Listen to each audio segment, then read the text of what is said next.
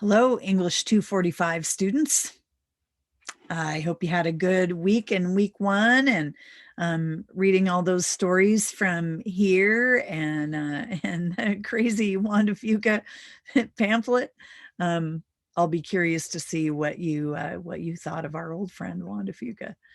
Um, so I love this weather. It is so gorgeous. I'm hoping to take a day off tomorrow or the next day and just get out and enjoy it. My lawn really needs mowing.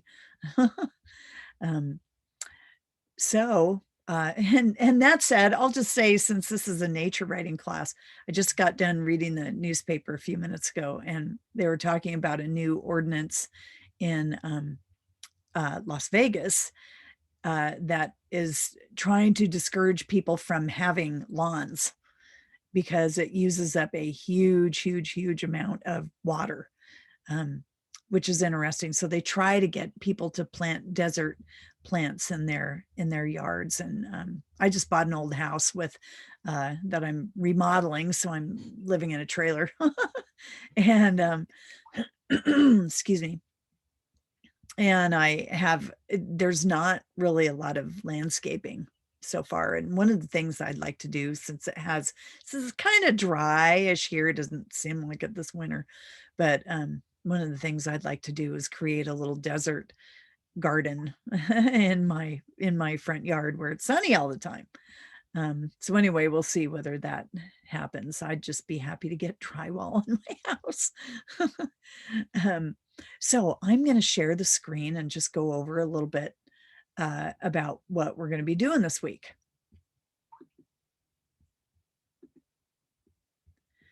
Okay, so here we are in our page, and I just want to re-emphasize to everybody every single time that I don't hide any assignments anywhere.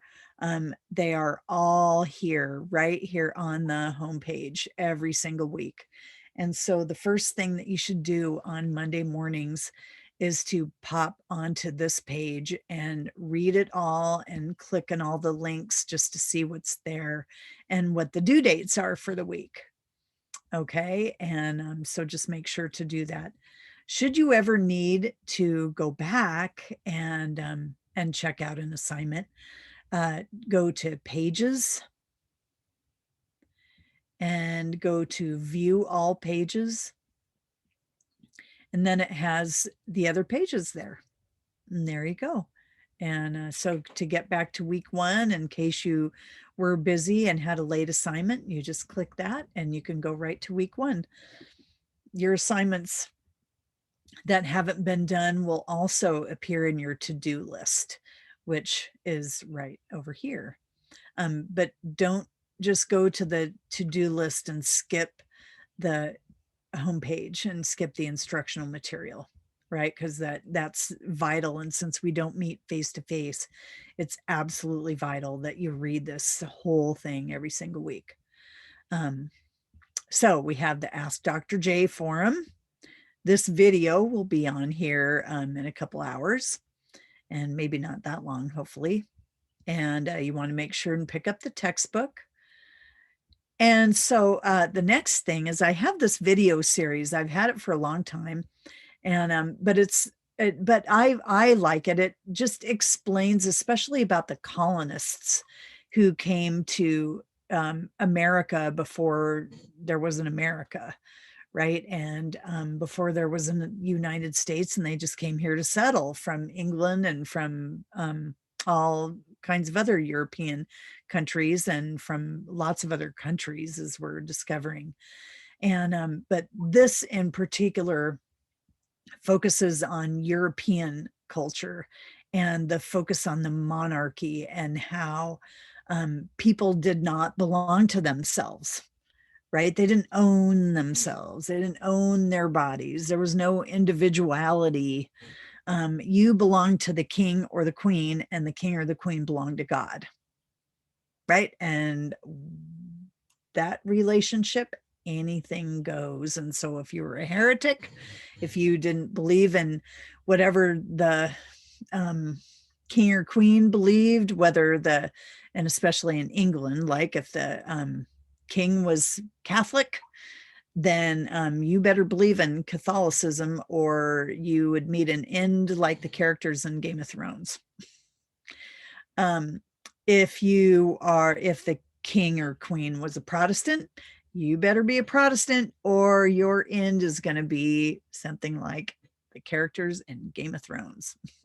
And it's interesting because my British literature students really get a lot of that, and at least we're doing a little bit happier subject, nature writing. But anyway, this is partly informed by my work in my PhD program that was on empathy and the role of empathy in writing, but it's really more about what empathy is and why it works, why it doesn't. So you'll hear me talk and refer a little bit to that. And life was cheap back then, as the British philosopher David Hume said, it was nasty, brutish, and short. And brutish, not British.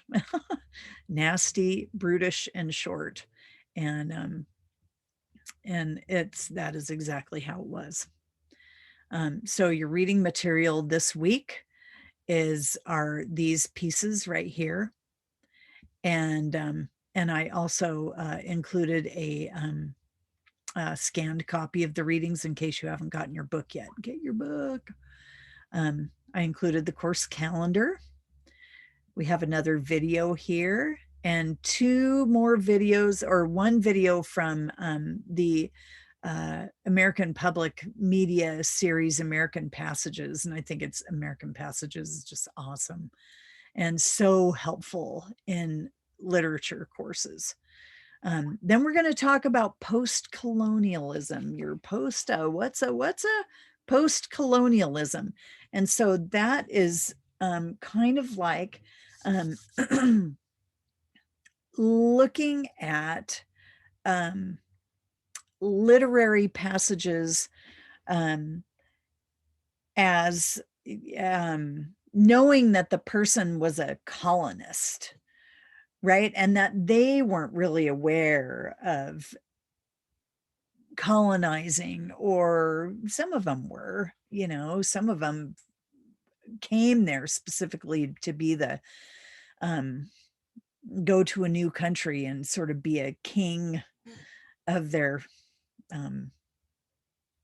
domain, I guess, whatever property they decided was theirs.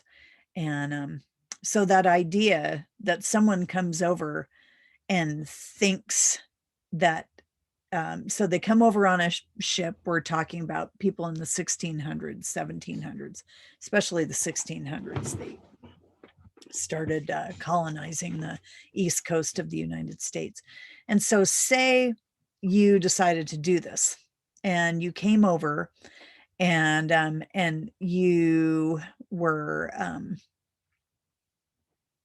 granted whatever, you bought into a company that gave you property. It didn't matter. The post-colonial idea is that you're just buying property. The post-colonial idea is that that property really belongs to somebody else. And a lot of these writers are pretty unaware of that because they have this manifest destiny, this whole idea that they belong there to, and whatever native people they found they needed to civilize, which we know the horrible things that resulted from that. So anyway, this is a way of looking at some of the literature.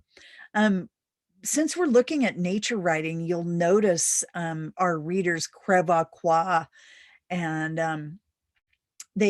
how they talk about handling the animals and the birds and the insects and stuff, and their attitude towards them, because they're really moving into the animals' property too, and it's their job to get rid of all these birds, and which they were unfortunately quite successful at by the turn of the 1900s. And so many birds were just gone. So think about that. And so I have a video about that, and we'll talk about different schools of literary criticism. And literary criticism is not bashing the literature and saying what all is wrong with it. It's really criticism in the literary sense, just means interpreting, right? Um, and so you have a discussion.